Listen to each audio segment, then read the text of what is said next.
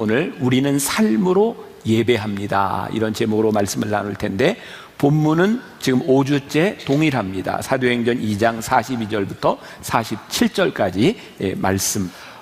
삶이 예배가 된다. 이 쉬운 일일까요? 어려운 일일까요? 쉽기도 하고 어렵기도 합니다. 제가 요 근래 들어서 여러분들에게 제일 많이 소개했던 일찍 세상을 떠난 안수연 씨의 책에 보면 유명한 안병무 목사님의 책을 인용하고 있는 것이 있습니다. 거기에 사랑을 두 가지로 이야기하고 있어요. 저절로 해지는 사랑이 있고 해야 하는 사랑이 있다. 그리고 진짜 사랑은 해야 하는 사랑이 해지는 때이다. 굉장히 멋진 이야기입니다. 저는 예배에 이렇게 적용을 해봅니다. 우리들은 참 많은 예배를 드립니다. 우리들이 이렇게 드려야만 하는 예배도 있습니다. 그런데 정말 중요한 것은 예배가 우리들의 삶에서 드려지는 겁니다. 어쩌면 오늘 이 시간, 정해진 이 시간은 여러분들이 드려야 하는 예배로 왔을지 모릅니다.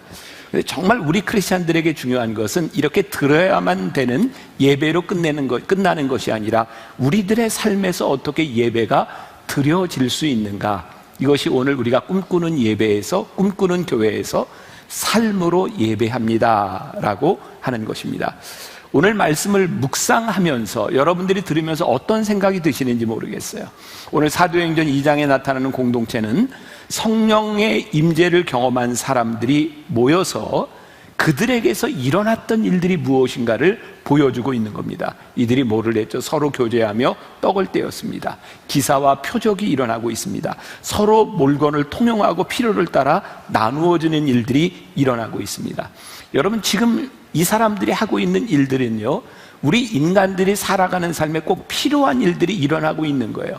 먹는 일, 쓰는 일, 이 모든 것이 우리들의 삶에서 필요한 일들입니다. 자, 오늘 우리는 다시 한번 이런 질문을 던져야 합니다. 우리들의 삶에서 살아가는 우리의 인생에 필요한 이런 일들과 하나님의 나라는 무슨 관계가 있는 것일까요? 그동안 우리는 예배를 잘못 생각한 것 중에 하나가 있는데, 예배를 드리는 것과 세상의 일을 우리는 자꾸 이분법적으로 생각해 왔다는 거예요. 삶이 예배가 된다, 이게 여러분들에게는 와 닿습니까? 여러분들에게는 예배 드리는 시간이 있고 여러분들의 삶이 있지 않습니까? 그런데 우리가 꿈꾸는 예배, 우리들이 꿈꾸는 교회에서는 이 생각을 한번 바꿔보자는 거예요. 삶과 예배가 분리되는 것이 아니라 어떻게 우리들의 삶이 예배 가운데 들어올 수 있는가. 예수님께서 이 땅 위에 선포하신 복음의 핵심이 뭔지 아세요? 여러분, 이 나라에, 이 땅에 하나님의 나라가 임합니다. 이게 예수님의 선포의 핵심이었습니다. 이 나라, 이 땅에 하나님의 나라가 임한다라고 하는 말은 무엇이냐면, 우리들이 살고 있는 이 세상 가운데, 우리들의 삶의 한가운데서 하나님의 나라가 이루어진다는 겁니다. 이것이 예배인 거예요. 그럼 우리들에게 이런 질문이 생기는 거죠. 우리들이 사는 우리들의 삶은 진짜 하나님의 나라가 이루어지고 있는가? 우리는 우리들의 삶에 프로페셔널이 있어요. 여러분들이 무엇을 하든 여러분들의 직업이 있습니다. 그런데 그 직업이 하나님의 나라와 관계가 있는가? 이 물음이 들어갈 때 우리는 비로소 하늘나라의 백성이 되는 겁니다. 여러분들이 벌써 잊어버리셨을 것 같아요. 지난 8월에, 지난해 제가 변화산 새벽기도에서 잠깐 나눴던 이야기입니다. 제가 지난해 호주의 의료선교대회에 가서 가장 인상적이었던 것이 말레이시아에서 목회를 하고 있었던 린이라고 하는 목사님의 강의였습니다. 그 강의의 제목은 9 to 5였어요. 9시부터 5시까지.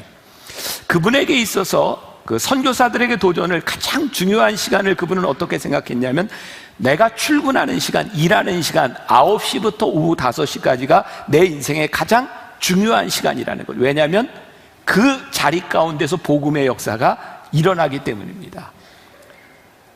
저는 미국 갔을 때 굉장히 이렇게 어색하게, 저에게 좀 이상하게 들렸던 말이 미국 사람들이 인사하는 거였어요. 금요일 날 헤어질 때 TGIF 이러고 헤어지더라고요. 이게 무슨 말인지 알죠?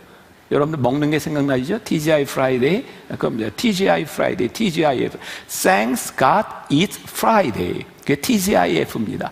미국 사람들에게 가장 행복한 시간입니다. TGIF, Thanks God it's Friday. 이제 금요일이 된 겁니다. 쉴 수 있는 시간이 된 겁니다. 놀 수 있는 시간이 된 겁니다. 그리고 크리스찬이라면 주일을 구별하여 하나님께 드리는 홀리한 시간인 거죠. 그리고 제가 이렇게 공부할 때 늘 들었던 이야기가, 월요일날 수업 시간에 들어가면 교수님들이 강의하는 걸 굉장히 힘들어합니다. 저도 어디 가서 강의를 할 때 월요일날 제일 힘듭니다.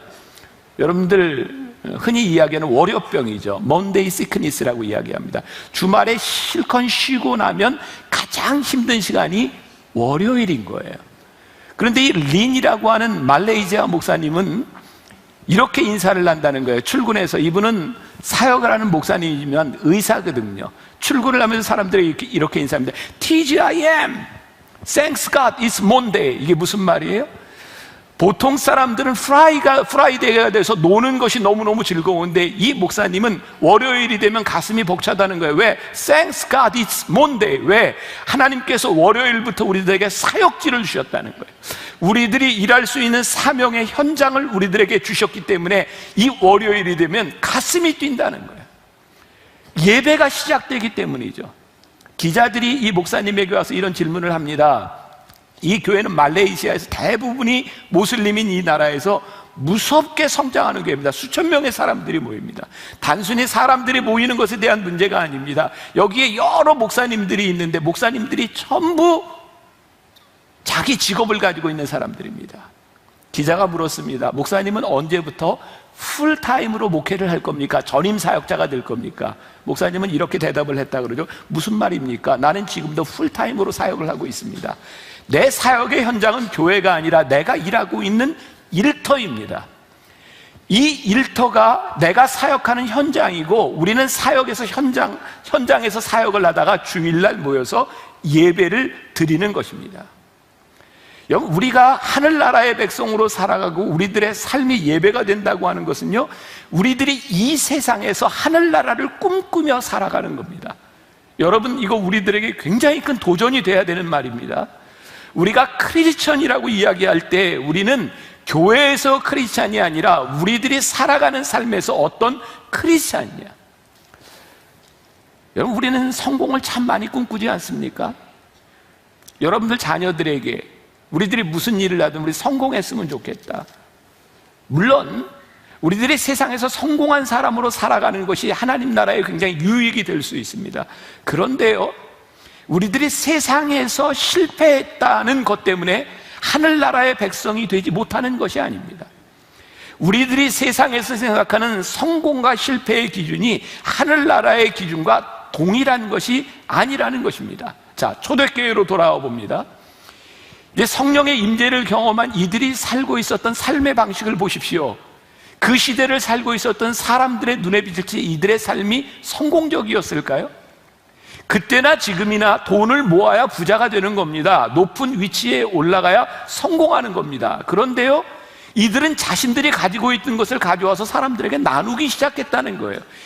그 시대를 살고 있었던 사람들에게 이들의 삶이 성공적인 방식일까요? 아니라는 것입니다. 언제부터인가 우리는 이 교회 안에서 예배라고 하는 이름 가운데서 하나님의 나라를 왜곡하기 시작했어요. 그래서 우리는 자녀들에게 이렇게 교육하지 않습니까? 너 좋은 대학에 가라. 우리는 우리 공동체 안에서 이렇게 하지 않습니까? 아, 여러분 성공하셨군요. 어떤 분야에서 우리들이 높은 포지션과 돈을 우리들이 가지면 우리들이 성공했다고 이야기를 하는 거죠. 물론 그렇게 성공한 사람이 하나님의 나라를 위해서 잘 쓰여질 수도 있지만 그것이 동일한 것은 아니라는 것을 우리들이 분명히 알아야 합니다. 늘 이야기하는 거지만 장로가 대통령이 됐기 때문에 하나님의 나라가 이루어지는 것이 아니라는 거죠. 대학교의 총장이 크리스찬이기 때문에 그 이유만으로 그 대학교가 크리스찬 대학이 되는 것이 아니라는 거죠. 그 기업의 사장이 교회를 나온다고 하는 것 때문에 그 기업이 크리스찬 기업이 되는 것도 아니라는 것이죠. 누군가 성장을 하고 성공을 하는 것, 그 위치에 올라가면 하나님의 나라가 이루어질 수 있다라고 하는 막연한 꿈, 그것이 그렇게 이루어지는 것이 아니라는 거죠. 그리고 지금 우리들이 살아왔던 이 세상 10년, 20년, 30년 동안 크리스찬들이, 기독교인들이 너무나 많았던 이 시대를 바라보니까 정말 높은 위치에서 성공한 사람들 때문에 하나님의 나라가 이루어졌던 것이 아니라, 저희 개인적인 견해인데, 지난 10여 년 동안 한국 교회 안에 가장 큰 영향력을 준 사람이 누구냐를 이야기한다면 저 개인적인 견해입니다. 가톨릭에서는 그 유명한 이태석 신부를 저는 이야기할 수 있을 것 같고, 우리 개신교에서는 일찍 세상을 떠난 안수연이라는 청년을 하늘나라를 이루기 위해 성공한 인물이다라고 저는 말할 수 있을 것 같아요. 둘 다 일찍 죽었어요. 그들은 세상에서 볼 때 별로 이룬 것이 없는 사람들입니다. 그런데 한 가지 말할 수 있는 것이 있습니다. 그들의 삶이 하나님 나라의 다스림을 받았을 뿐만 아니라 그들이 살아가는 삶을 바라보며 하늘나라의 통치가 시작되었다, 우리는 분명히 그렇게 이야기할 수 있기 때문입니다. 저와 오늘 여러분들에게 진짜 강력하게 도전이 되어야 되는 것이 무엇일까요? 우리의 삶에서 드리는 예배 가운데서 우리는 하늘나라의 통치를 받고 있는가? 누가복음 9장 58절에 제자들이 이렇게 이야기를 합니다. 주께서 어디로 가시든지 내가 따르겠나이다. 우리들이 참 좋아하는 고백이기도 하죠. 주님, 어디든지 제가 가겠습니다. 제가 주님을 따르겠습니다. 근데 예수님이 이렇게 말씀하셨거든요. 여우도 굴이 있고 공중의 새도 집이 있으되 인자는 머리 둘 곳이 없다. 근데 진짜 예수님의 제자 12명들은 다 객사했습니다. 그들은 머리 둘 곳이 없었습니다. 예수님의 제자로 살아가는 그 순간부터, 그리고 신약시대의 가장 위대한 사역자 중에 하나로 불리움을 받는 사도 바울이 주님의 뜻대로 살아가기로 결심하는 그 순간부터 그는 낮은 자가 되었습니다. 그런데 어느 순간부터 이 기독교 역사 가운데 성직자가 된다, 주님의 제자가 된다라고 하는 것이 언제부터인가 많은 것을 가지는 것이 되었어요. 예전에는 우리나라의 대표적인 이제 신부감 이렇게 이야기할 때 이화여자 대학 출신들 많이 이야기를 했죠. 그래서 그 옛날에 참 그런 조사를 다 했어요. 이화여자 대학생들에게 남편감 1순위, 2순위 이렇게 순위를 매겼던 적이 있습니다. 근데 한국교회가 굉장히 어려웠던 때, 이걸 기억하시는 분이 있는지 모르겠어요. 교회 목사가 이화여자 대학생들에게 어떻게 순위를 매겼는지 모르지만 그 순위가 이발사 다음이었습니다. 그러니까 굉장히 꼴찌였던 거죠.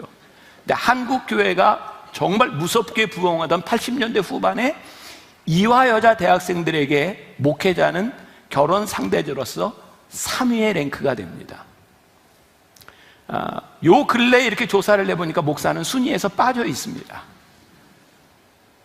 놀라운 것은요, 목사라고 하는 직업이 결혼하기에 마땅치 않다라고 생각했던 그때에 목회자들은 하늘나라의 하나님 나라를 이루는 삶을 살아가기 위해 몸부림쳤던 것 같아요. 그런데 어떻게 보니까 대형교회가 만들어지고 대형교회의 목회자들을 바라보며 야, 저 사람하고 결혼하면 괜찮겠다라고 생각하는 순간 하나님의 나라가 이루어지지 않고 있었던 것 같아요. 중세시대 교회의 타락은 성직자가 되는 순간 성직자들이 가지고 있을 수 있는 부와 권력이 있었을 때 교회는 타락하게 되었죠. 그래서요, 그것을 옳지 않게 생각했던 사람들 중에 어떤 사람들이 생겼냐면, 나는 이 세상의 권력과 이 돈, 이 모든 것으로부터 떨어져서 나는 저 아무것도 없는 곳에 들어가서 살겠다. 그래서 수도원주의 운동이 일어납니다. 근데 참 놀랍죠? 수도원에 들어가서 모든 것을 버리고 살던 사람들 역시 타락합니다.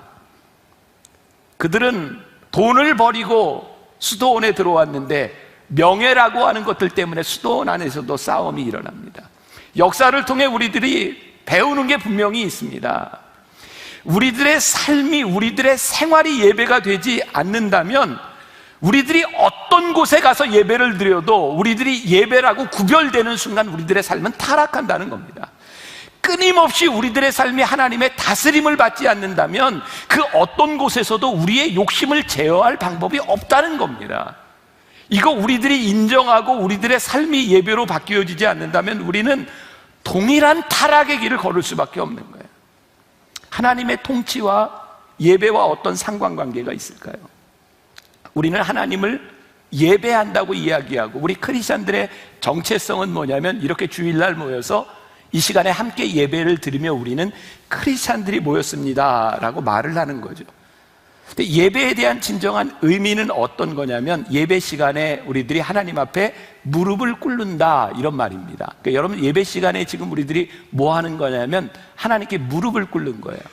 그게 무슨 의미일까요? 하나님 나를 다스려 주십시오. 자, 이게 아주 중요한 얘기입니다. 그런데 정말 중요한 것은 우리들이 하나님 앞에 무릎을 꿇고 나를 다스려 주십시오라고 예배를 드리는 이 순간은 이 시간을 이야기하는 것이 아니라 정말 중요한 것은 우리가 하나님 앞에 다스림을 받고 살았습니다라고 하는 것을 확인하는 시간이에요. 여러분 초대교회가 능력이 있었던 이유가 뭔지 아십니까? 그들이 초대교회에 모여서 예배를 드릴 때 감격이 있었던 이유가 뭔지 아세요? 그들이 예배 시간에 모여서 하나님 오늘 이 시간 나를 다스려 주세요라고 고백한 것이 아니라 그들의 삶에서 다스림을 받았던 것들을 주일 예배에 와서 확인했던 겁니다. 그래서 예배에 뭐가 있었는지 아세요? 간증이 있었어요. 제가 예배 사역을 예배에 대한 꿈을 꾸면서 그런 생각을 참 많이 했었거든요. 하나님, 우리 예배가 좀 시간에 구애받지 않고 이 예배 시간에 우리들의 삶에 간증이 있었으면 좋겠습니다. 예배가 좀 시끄러웠으면 좋겠습니다. 우리 너무 지금 조용하지 않아요? 저 혼자 떠들고 저 혼자 설교하고 있어요. 근데 진짜 예배는요, 우리들이 여기 모여 찬양하고 기도할 때 그냥 앞에서 인도하는 사람을 따라 찬양하는 것이 아니라 이게 우리의 간증인 거예요. 우리의 고백인 거예요. 하나님, 여러분들 예배 시간에 왜 눈물이 나는지 아세요? 예배를 드리기 전에 우리들이 살았던 우리들의 삶에 치열한 싸움이 있었기 때문이에요. 하나님의 다스림을 받기 위하여 우리들이 포기했던 일들이 있고 힘쓰고 애썼던 일들이 있었기 때문에 이 예배 시간에 그것을 확인하는데 가슴이 뛰는 거예요. 눈물이 나는 거예요. 제가 굉장히 좋아하는 표현이에요. 우리의 가슴이 뛰는가? 예배를 드리는데 하나님 앞에 여기 나와서 예배를 드리는데 우리의 가슴이 뛰는가? 그래서 우리들이 크리스찬의 삶을 산다고 하는 것, 우리들이 예배를 드린다고 하는 것은 이런 표현을 저는 쓰고 싶어요. 비관주의적 낙관주의. 이게 또 제가 막 이상한 말을 하네요. 근데 기억해 보세요. 비관주의적 낙관주의. 제가 무슨 말을 하고 싶은가? 이 세상에서요, 하나님의 다스림을 받는 건 너무너무 비관적입니다. 초대교회 사람들이 그렇게 살았던 것이 이 세상에서 진짜 경쟁력 없는 일들입니다. 여러분들이 하나님 나라의 다스림을 받겠습니다, 하늘나라의 백성으로 살겠습니다 하는 순간 여러분들은 이 세상에서 진짜 경쟁력이 없는 사람입니다. 하나님의 다스림을 받는데 이 세상의 권력을 탐하고 성공을 꿈꾸는 사람들과 어떻게 경쟁이 되겠습니까? 그런데 우리가 믿는 게 있는 거죠. 하나님의 다스림을 받을 때 하나님이 우리들의 삶을 인도하시고 우리는 의인의 형통함을 믿으며 하나님이 우리들의 삶을 인도하실 것을 믿기 때문에 세상적으로 비관주의적인데 우리들의 삶의 낙관주의가 되는 거예요. 왜? 우리는 의의 최후 승리를 믿기 때문입니다.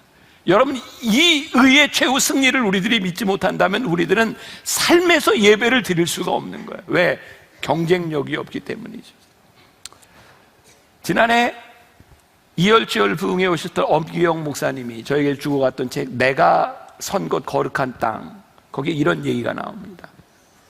어떤 유명한 승려는 무소유의 기쁨을 누린다고 말하고 사람들은 그 말에 감명을 받습니다. 우리 그리스도인은 무소유의 기쁨이 아닌 우리 속에 그리스도를 소유한 기쁨을 누려야 합니다. 기독교인들은 마음을 비우는 사람들이 아니라 마음을 비우면 그 허전한 것을 무언가 채우게 되어 있습니다. 악한 영의 세력 혹은 우리의 욕망이나 쾌락 같은 것들입니다. 그런 면에서 수도원적인 자기 절제의 삶을 사는 사람들의 타락이 이해가 갑니다. 우리는 끊임없이 그리스도의 마음으로 하나님의 말씀으로 채워가야 합니다. 그런 면에서 기독교는 비움의 종교가 아니라 채움의 종교입니다.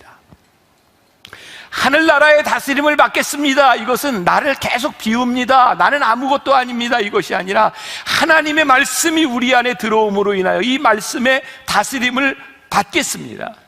자, 초대교회 공동체의 모습이 이제 이해가 갑니다. 사도행전 2장 42절부터 47절까지에 나타난 예배를 드리는 그들의 삶의 예배 방식, 그들의 삶의 방식, 그들이 하늘나라의 다스림을 받고 있었구나.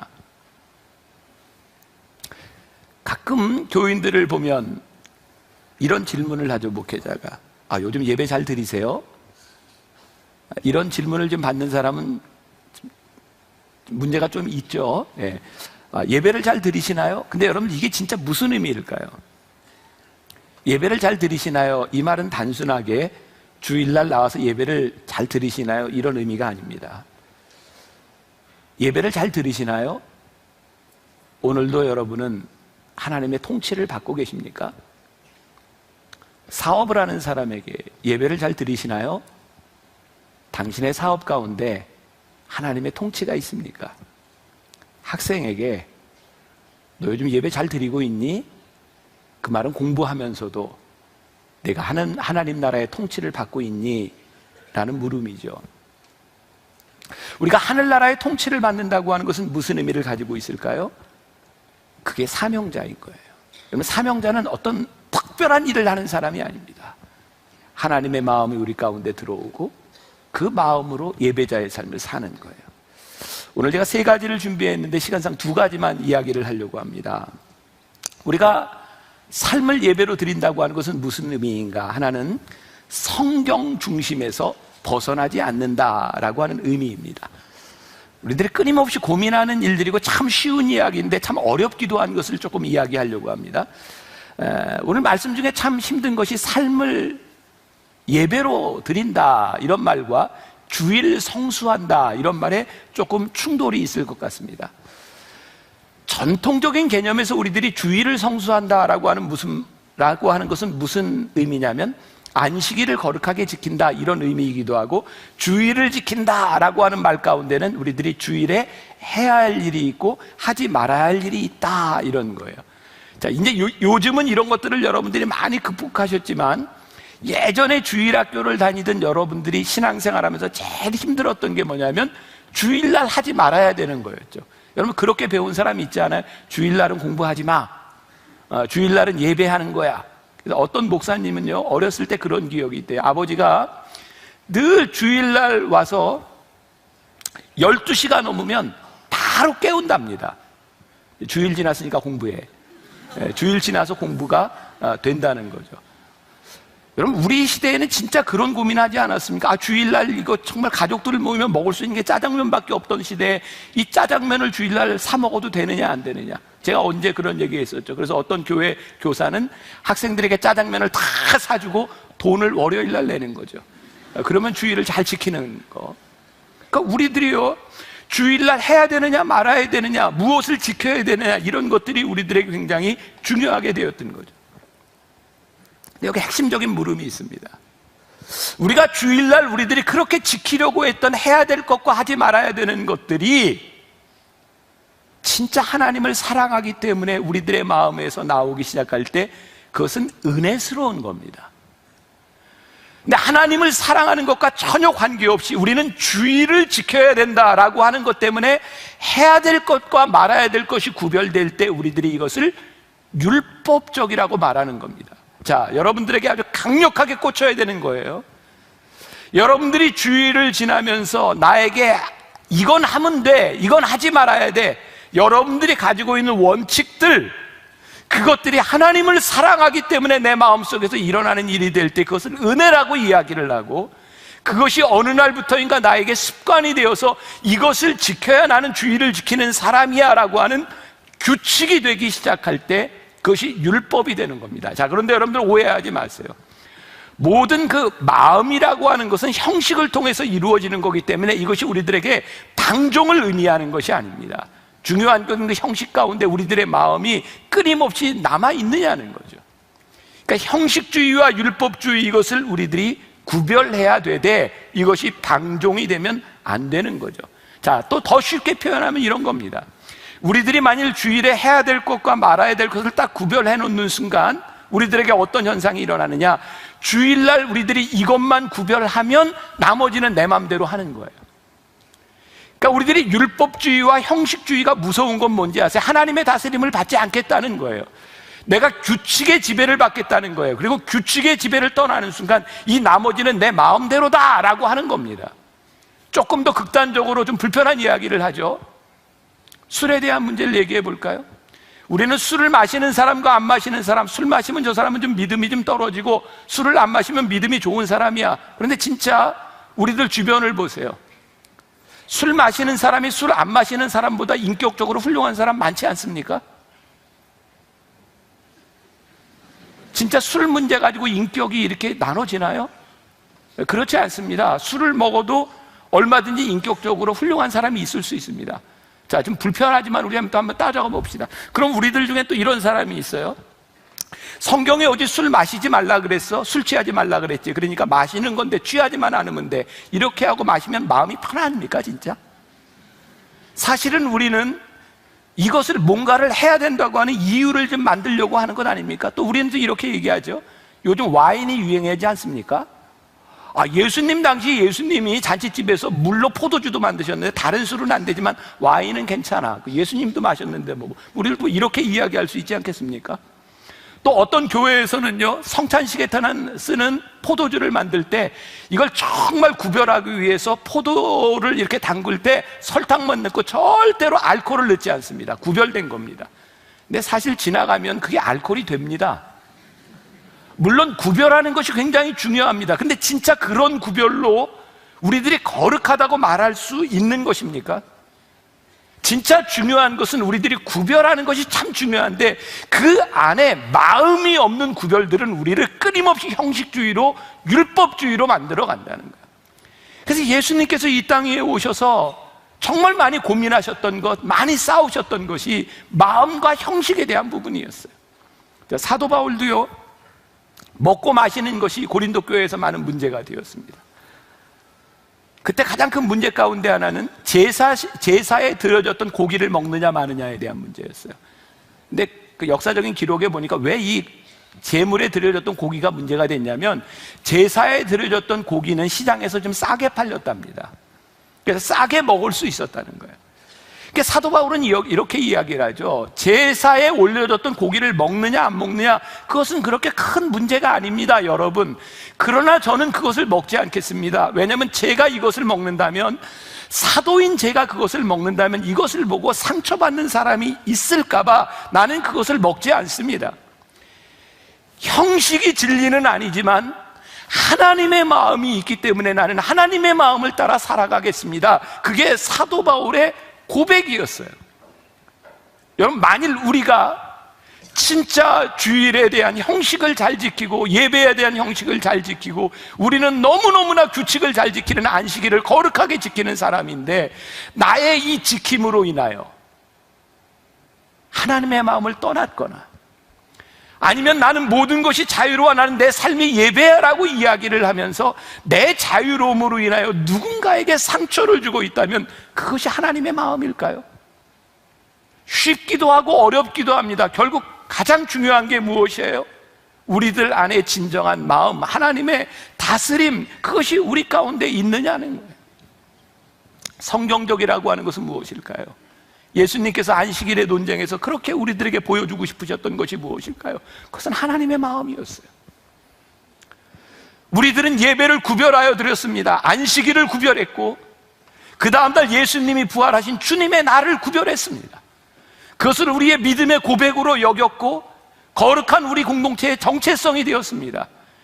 그래, 토요일날 안식일을 지키든 주일날 주의 날을 지키든 그것에서 하나님의 마음이 떠나가 버리면 우리는 또 하나의 율법을 만들어내고 있는 거예요.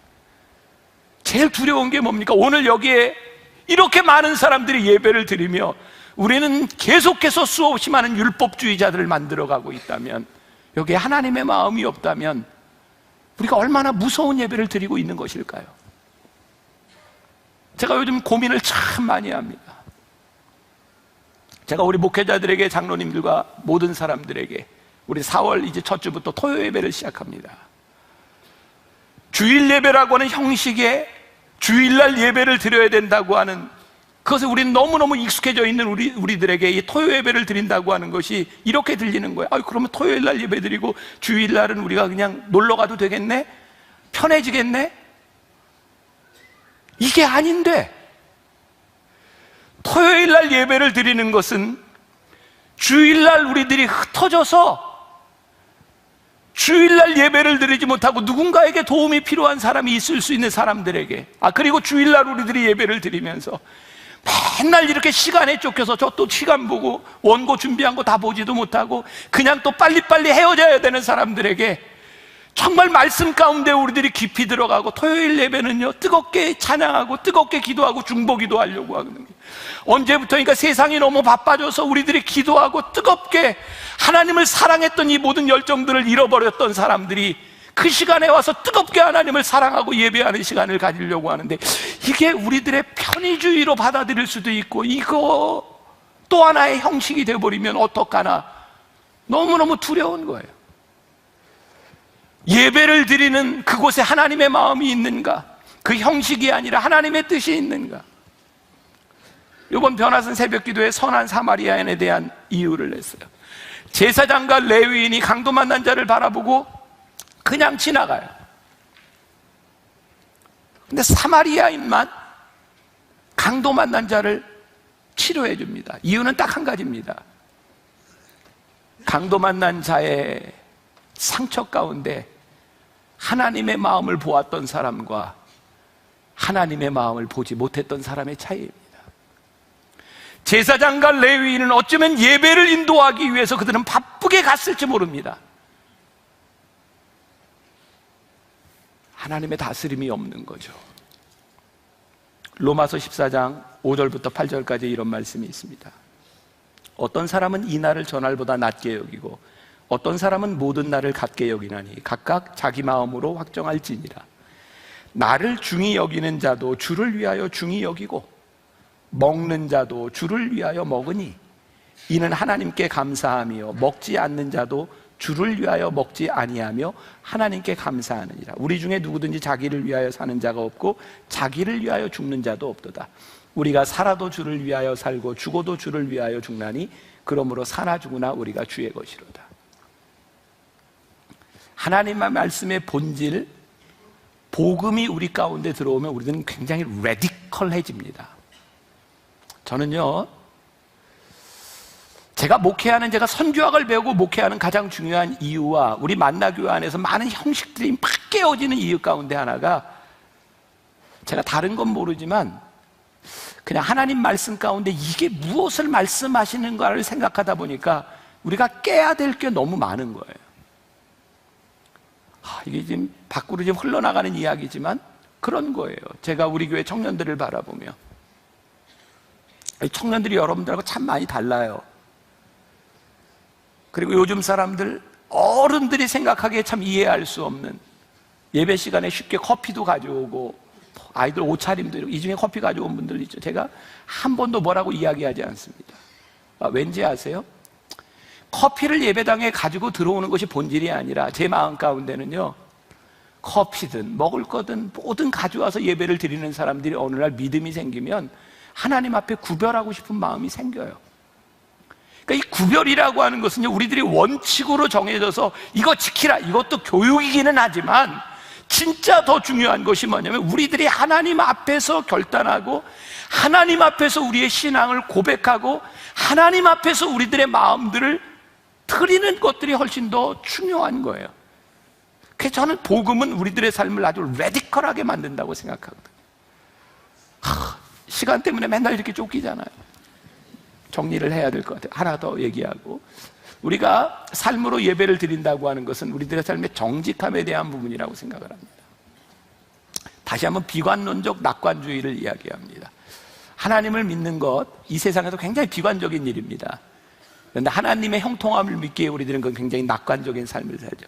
요한복음 12장 24절 유명한 말씀입니다. 내가 진실로 너희에게 이르노니 한 알의 밀이 땅에 떨어져 죽지 아니하면 한 알 그대로 있고 죽으면 많은 열매를 맺느니라.